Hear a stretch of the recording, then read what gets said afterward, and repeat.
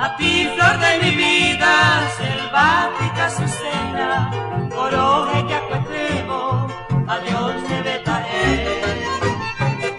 La más triste palabra que mi labio suena, con angares en nuca, chechina y pajaite.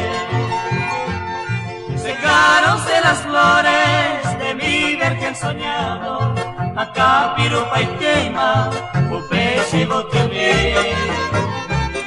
El raudo torbellino, impío y malvado, umia y potaba y cue, hoy tripa más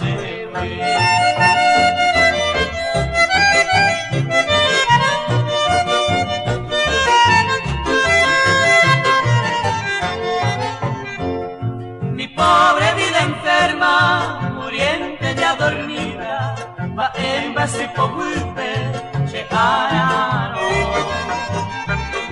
Y tu reina terrestre, amada Belencita, tu pena será y huire y ponta de amando. Amame compasiva, te imploro mi Azucena, anina niña, que caído de amor de ser.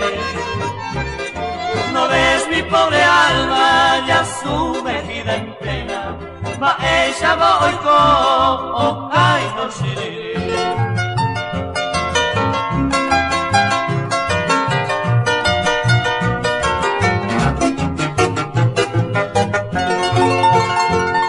Yo llevo tu recuerdo que en mi vida hoy coba era chacame, aunque nunca topé. Novela de una noche de luna esclarecida, y ahí me ramo guarevi, ape tu paseo. Hoy sigo este sendero, buscando ya el olvido, sin él ni cosechina, playera en humo ahí. Por eso iré cruzando los llanos inconocidos, a esa ley jamones, penderes, ayayay.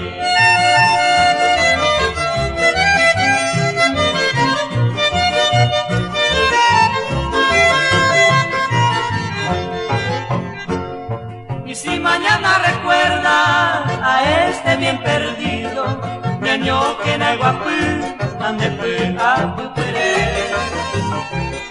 Se fue aquel vidente que tanto me ha querido, oh, manga y venture, Anita Monte. Yo quiero que tú borres mi nombre despreciado, a mí me deja en Cuba, seré posee.